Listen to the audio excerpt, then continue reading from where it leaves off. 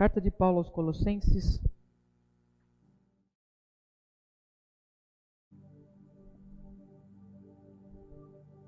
Carta de Paulo aos Colossenses, verso...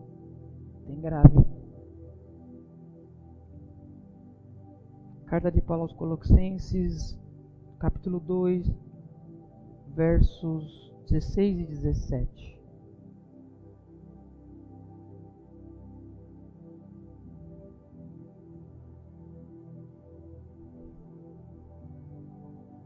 Colossenses 2, 16 a 17.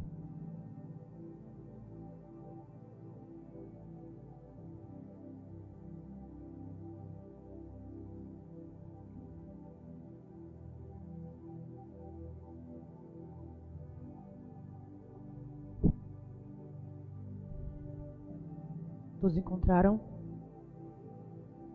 Vamos ler o texto sagrado. Diz o seguinte: ninguém vos julgais por causa de comida e bebida, ou dia de festa, ou lua nova, ou sábados, porque tudo isso tem sido sombra das coisas que haviam de vir, porém o corpo é de Cristo. Vou ler novamente. Ninguém, pois, vos julgueis por causa de comida e bebida, ou dia de festa, de lua nova, ou de sábados, porque tudo isso tem sido sombra das coisas que haviam de vir, porém o corpo é de Cristo. Irmãos, o nosso tema hoje é uma pergunta: eu devo guardar o sábado? E alguns podem considerar esse tema irrelevante. Porém, essa pergunta tem chegado a mim com frequência, de cristãos que ainda têm dúvida em relação à guarda ou à não guarda do sábado. Eu devo guardar ou não devo guardar o sábado? E eu tenho obrigação de esclarecer as dúvidas deste povo. Por isso hoje nós trataremos dessa questão e eu vou tentar esclarecer a questão da guarda do sábado para nós. A igreja de Colossos estava sofrendo um ataque frontal dos legalistas. E o legalismo é uma heresia. O legalismo prega que nós devemos se abster de alimentos, nós devemos guardar dias ou festas para ser salvos. E a heresia é uma erva daninha. E como erva daninha, a heresia mata.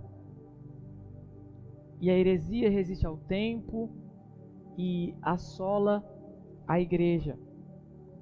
Mas a primeira advertência de Jesus, lá no sermão profético, foi sobre o engano religioso, está em Mateus 24, versos 4 e 5, que diz assim: vede que ninguém vos engane, porque virão muitos em meu nome, dizendo, eu sou o Cristo, e enganarão a muitos.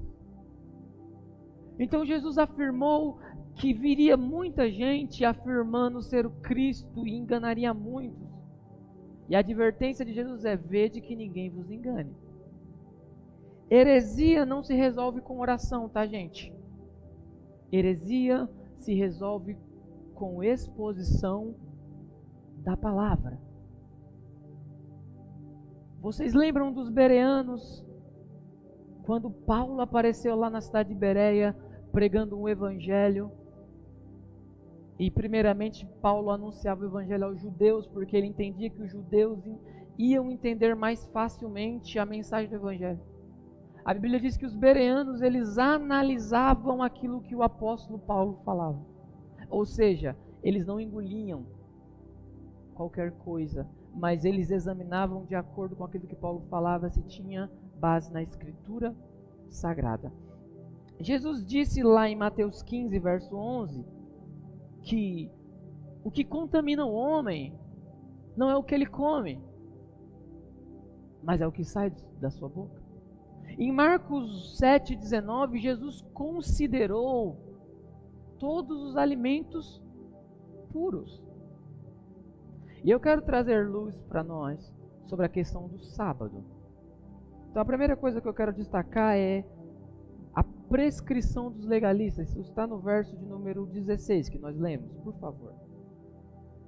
Diz assim, Colossenses 2,16: Ninguém, pois, vos julgueis por causa de comida e bebida, ou dia de festa, ou de lua nova, ou sábado. Os legalistas, eles se preocupavam com o que entrava no estômago. Os legalistas, eles estavam buscando uma santidade exterior e não uma santidade interior. Então, para os legalistas, era importante aquilo que você comia. Você deveria viver numa dieta. Para os legalistas era importante vocês guardarem determinadas datas, guardarem determinados dias. Eles não estavam preocupados com o interior. Na verdade, era uma espiritualidade teatral. Era uma espiritualidade demonstrada apenas aos homens e não a Deus. Só que o principal problema desses falsos mestres não era a observância de guardar certos dias. E eu já vou ser claro aqui e objetivo. O problema, meu irmão, minha irmã, não é guardar o sábado. Esse não é o problema. Eu não tenho nada contra quem guarda o sábado.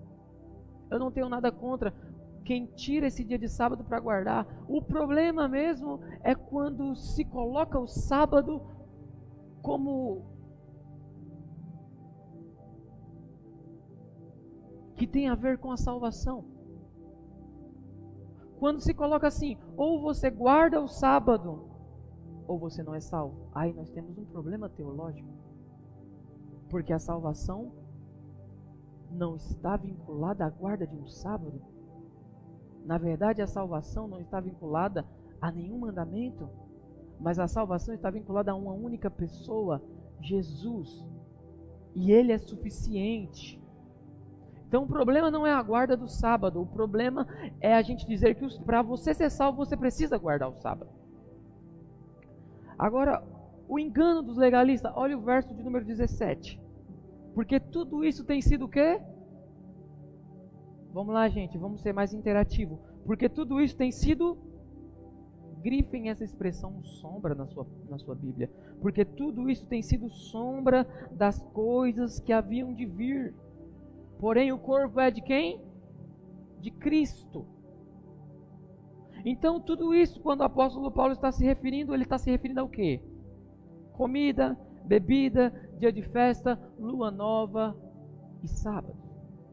Então, Paulo está dizendo, tudo isso é o quê? É uma sombra.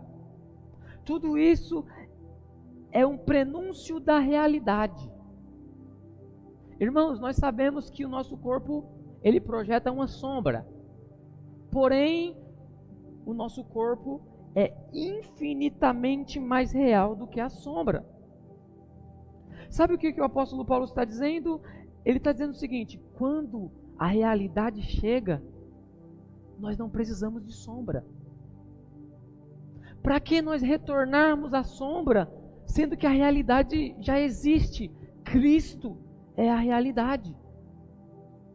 Então não faz sentido para nós cristãos guardar, por exemplo, o sábado, porque tudo isso era sombra. Isso passou.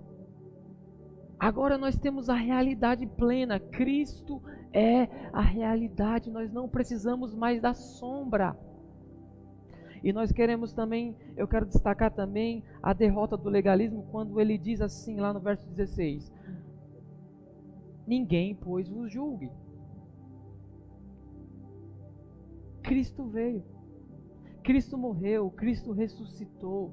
E se Ele morreu e ressuscitou, nós também temos esperança. Nós morreremos e nós ressuscitaremos. Nós não estamos mais debaixo da tutela da lei.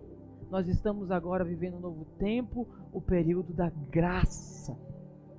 Nós não precisamos de sombra, nós temos a realidade, nós temos Cristo. Mas eu vou explorar mais a fundo esse assunto. Mas eu queria antes dizer uma curiosidade. A maioria dos cristãos não guardam o sábado. Como por exemplo, os presbiterianos, os assembleanos, os batistas, os episcopais, os luteranos, os metodistas, os anglicanos, os quadrangulares, todo esse pessoal não guarda o sábado. Os únicos que guardam o sábado são linhas ligadas ao adventismo. E isso representa uma porção muito pequena. Então a maioria dos cristãos não guardam o sábado.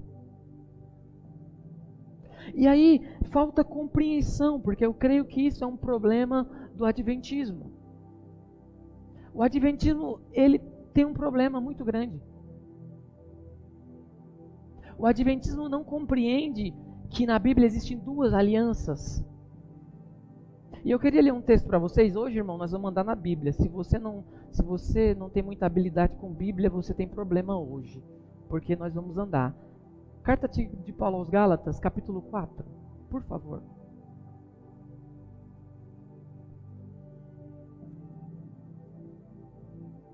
Gálatas 4, versos 10 e 11. Diz o seguinte: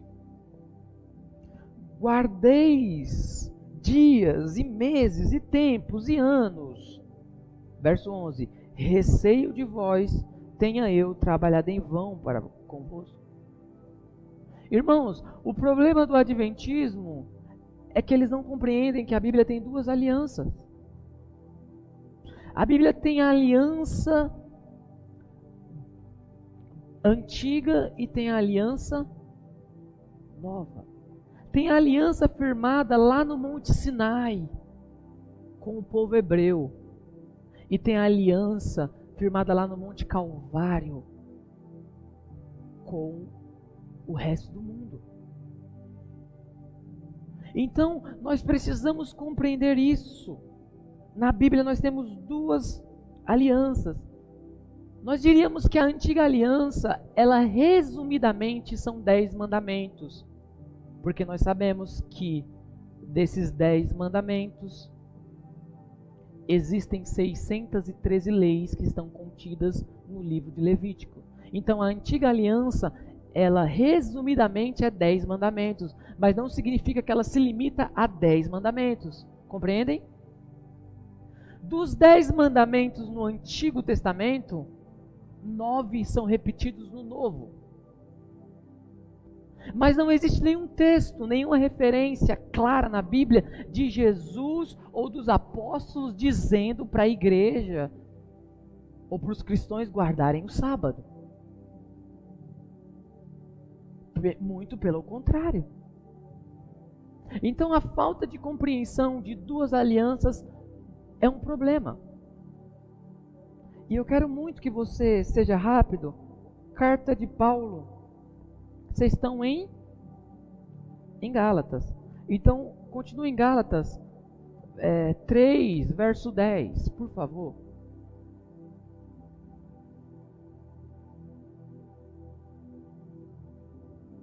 Olha o que diz, Gálatas 3, versos 10 e 11.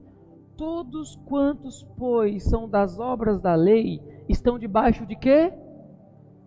Maldição.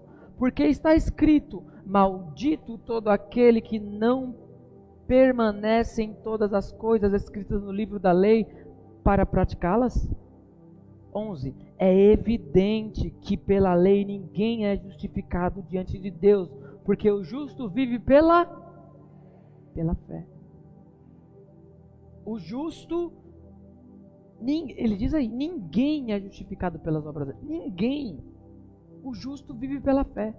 Agora ainda em Gálatas 2, versos 16. Verso 16, por favor. Gálatas 2,16. Sabendo contudo que o homem não é justificado por obras da lei, e sim mediante a fé em Cristo Jesus.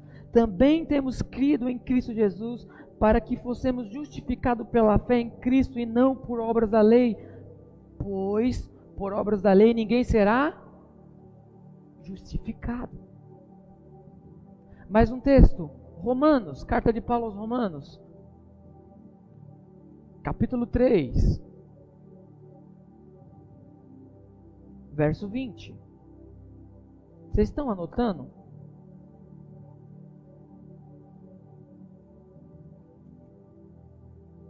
Romanos 3, verso 20. Visto que ninguém será justificado diante dele por obras da lei, em razão de que pela lei vem o pleno conhecimento do pecado. Se nós não entendermos isso, nós não vamos entender a nova aliança. Hebreus 7, verso 19, por favor. Carta aos Hebreus 7, verso 19.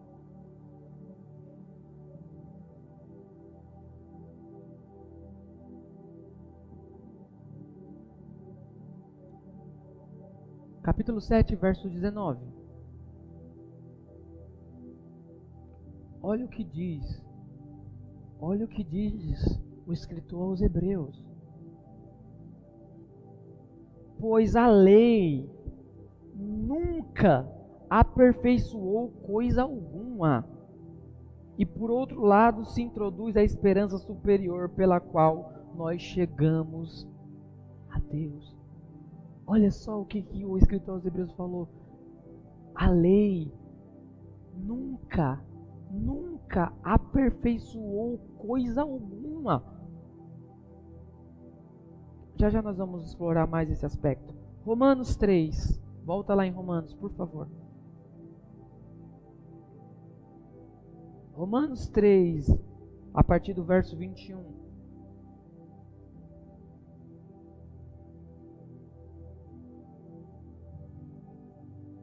Romanos 3, 21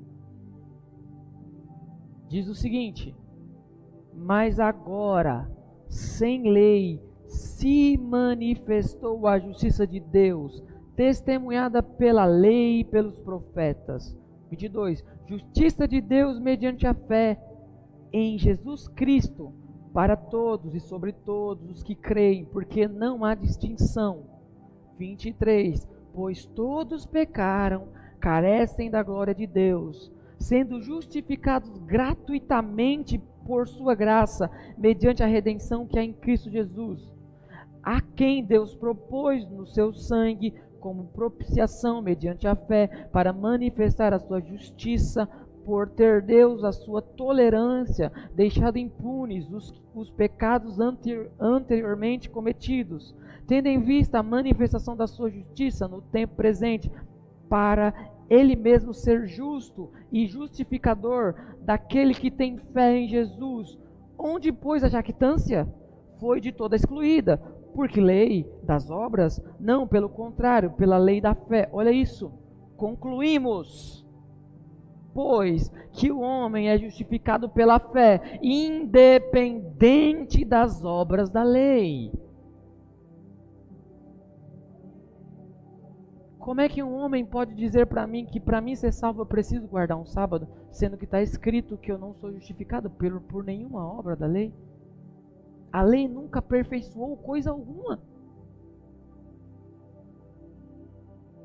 Veja que nós estamos aqui tratando de um problema teológico, de interpretação, de hermenêutica. Porque os nossos irmãos adventistas não compreendem muito bem isso. Sabe o que eles gostam? De isolar texto. Eles não te mostram um contexto, eles te mostram um texto. E um texto fora de contexto gera pretexto. Agora, irmãos amados, para que serve a lei? Se a lei não aperfeiçoa, se a lei não justifica, se a lei não salva, para que serve a lei? Irmãos, a lei tem um caráter didático. Você precisa entender isso, crente.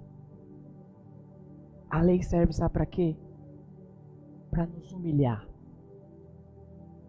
Para dizer o seguinte, pastora Ruth. O problema não está na lei, porque a lei é perfeita. O problema está em mim e você, que nós não somos. A lei serve para nos humilhar. A lei nos rebaixa. A lei nos mostra o quão pecador você é. A lei serve para dizer o seguinte: vocês estão perdidos, vocês precisam de um Salvador. É para isso que a lei serve. Tem um caráter didático. A lei, ela é boa demais. O problema é que eu e você não somos. A lei vem para dizer assim: olha, você precisa de um Salvador. Tá tudo bem, Sérgio? Agora eu quero ler um texto muito popular. Aí quando se trata dessa discussão, é Tiago 2,10. Por favor, abra sua Bíblia. Carta de Tiago, finzinho da Bíblia, capítulo 2, verso 10. E eu vou comprovar isso que eu estou dizendo. Eu sei, irmãos, que isso aqui, o culto de hoje, é culto para quem ama o conhecimento. É culto para quem quer ter luz na cabeça. É culto para quem quer ter uma fé robusta. Porque o apóstolo Pedro diz o seguinte: que nós devemos estar preparados para responder a qualquer pessoa o motivo da nossa esperança. Então, se algum adventista perguntar para você assim: olha, por que você não guarda o sábado? Você, como cristão, precisa estar preparado para responder a ele. Porque se não, sabe o que vai acontecer? Ele vai introduzir um ponto de interrogação na sua cabeça. Ele vai gerar dúvidas na sua cabeça. Ele vai colocar uma heresia na sua cabeça. E nós não podemos deixar que isso aconteça. Tiago 2,10. Pois qualquer um que guarda toda a lei, mas tropeça em um só ponto, se torna culpado de todos. Porquanto aquele que disse não adulterarás também ordenou não matarás. Ora, se não adulteras, porém matas, vens a ser transgressor da lei. Falai de tal maneira e de tal maneira procedei como aquele que hão de ser julgados pela lei da liberdade. O verso 10 é categórico. Pois qualquer um que guarda toda a lei, mas tropeça em um ponto da lei, se torna culpado de todos. Se você tropeça em um, você tropeça em todos. Tiago nos escreve isso aqui para dizer o seguinte: a lei é implacável. A lei é inalcançável. Ninguém consegue. Ninguém consegue. Quer ver uma coisa? Alguém aqui já teve outros deuses diante de vocês? Alguém já teve? Tudo bem. Alguém desonrou pai e mãe alguma vez na vida? Alguém já cobiçou? Alguém já tomou o nome de Deus em vão? Então, se nós tropeçamos em um só, somos culpados. A lei é inalcançável. Ninguém consegue. Deus está dizendo o seguinte para mim e para você, através de Tiago: vocês não conseguem passar em 10 regrinhas básicas. Vocês não conseguem seguir o meu padrão. O padrão de Deus é perfeição. A Bíblia diz que para entrar no céu só entra uma classe de pessoa: os perfeitos. Aí complica a nossa vida, porque se nós fôssemos tirar essa conclusão que nós fôssemos salvos pela lei, não haveria nenhum salvo no céu. Eu acho curioso é que Jesus está sendo crucificado, um ladrão o escarnece, o outro reconhece ele como Salvador. E Jesus dá uma palavra para ele, palavra de Jesus. Hoje, você vai estar comigo onde? Hoje. Mas peraí, o camarada não guardou o sábado. O camarada não circuncidou. O camarada não praticou holocausto. Jesus disse hoje para um ladrão.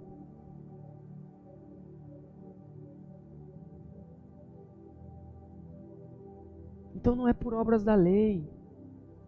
Se você tropeçar em um ponto, você tropeça em todos. Olha, e nós temos que entender uma coisa. O sábado se cumpre em Jesus. Porque a palavra sábado significa o quê? Descanso. E Jesus disse uma certa vez assim: vinde a mim todos vocês que estão sobrecarregados, e eu vos aliviarei. O verdadeiro descanso é Jesus. O sábado se cumpre em Jesus. Jesus está dizendo: eu sou o verdadeiro descanso que vocês precisam. Não é a guarda de um determinado dia. Eu sou o verdadeiro descanso. E aí lá em Mateus 12, Jesus auto se intitula Senhor do sábado. Jesus diz que Ele é maior do que o sábado. Ele é o Senhor do sábado. Na verdade, Jesus é o cumprimento do sábado.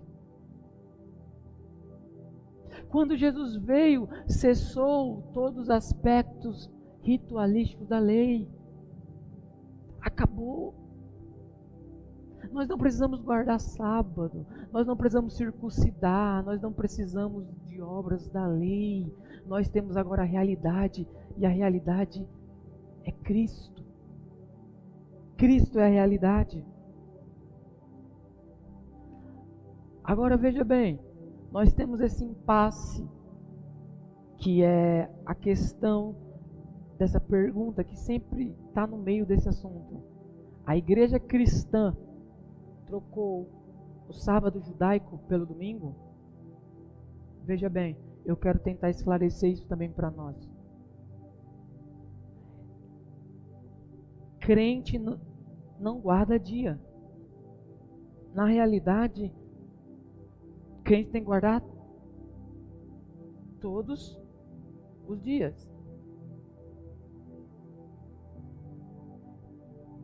Mas a lei, o sábado, tem uma lição moral para nós. Qual é a lição moral? Você trabalha 6 dias e descansa 1. Não é trabalhar 1 dia e descansa 6. É você trabalhar 6 dias e descansar 1. Isso é para nós. E esse descanso significava o quê? Para você não pensar só em você, no seu trabalho, nas suas obrigações, mas para você pensar em Deus, nas coisas que são do alto, nas coisas que são espirituais, nas coisas que são atemporais, que não se passam, coisas eternas.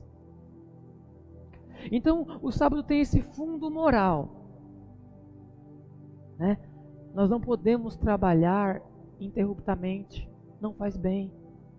Nós temos que trabalhar 6 dias, descansar 1. Também nós não podemos ser preguiçosos. Você precisa trabalhar 6 dias e descansar 1. Só que, irmãos, a questão é que na nossa cultura, o domingo é um dia de folga. Sim ou não? Na nossa cultura é. Então tornou-se mais fácil reunir os irmãos, celebrar os cultos, estar em comunhão no domingo. No domingo. Então tornou-se um hábito. Então não é que nós guardamos o domingo, mas o domingo se tornou para nós um dia para nós darmos para o Senhor Jesus, justamente também porque é o dia da nossa folga. Mas nós temos também outros aspectos para observar o domingo. Primeiro aspecto, Cristo ressuscitou no domingo.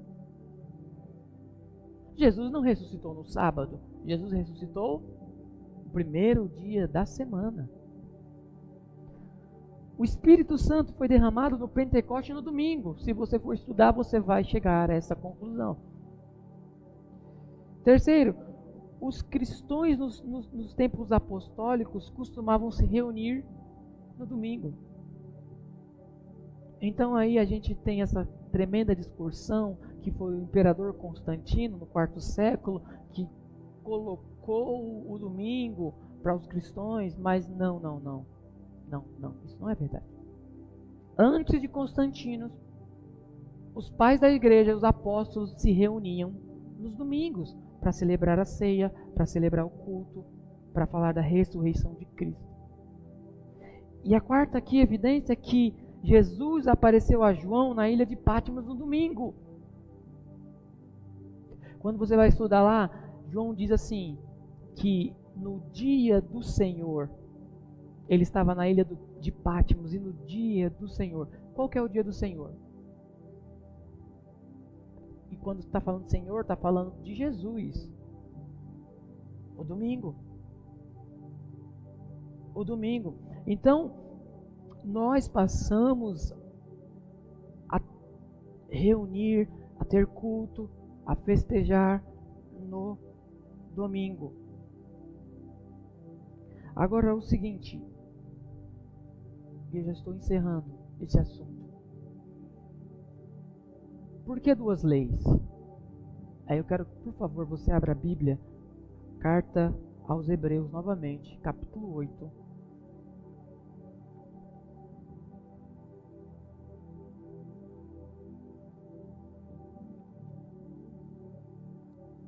Capítulo 8, versos 10 a 13.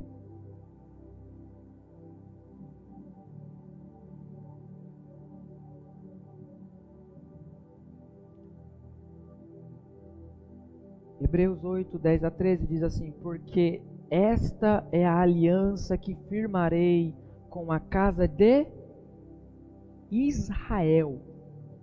Depois daqueles dias, diz o Senhor, na sua mente imprimirei as minhas leis, também sobre o seu coração as escreverei. E eu serei o seu Deus, e eles serão o meu povo.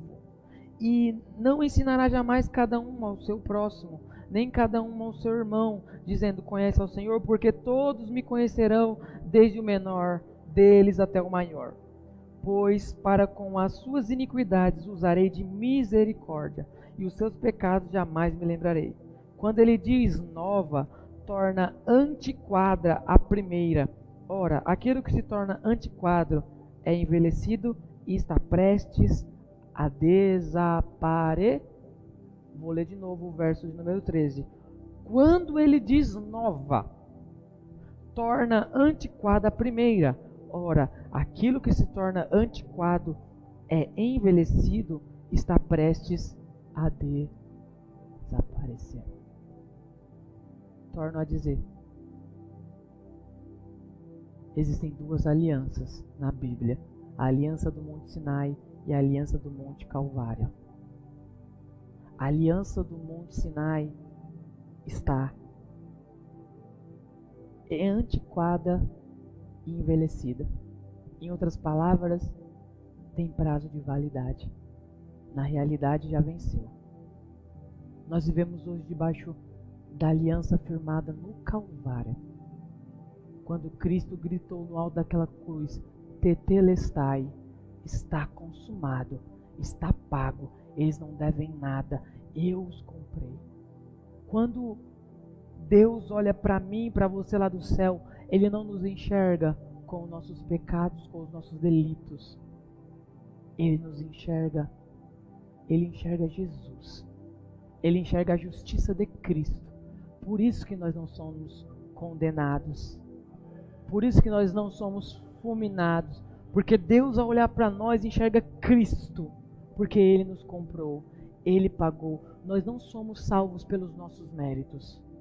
Nós somos salvos pelos méritos de outra pessoa, os méritos de Jesus Cristo na cruz do Calvário. Amém? Que Deus abençoe a vida de vocês, que o Senhor Jesus possa nos ajudar a entender a graça, essa segunda aliança que não depende de nós, que depende de Deus. Você pode aplaudir o Senhor?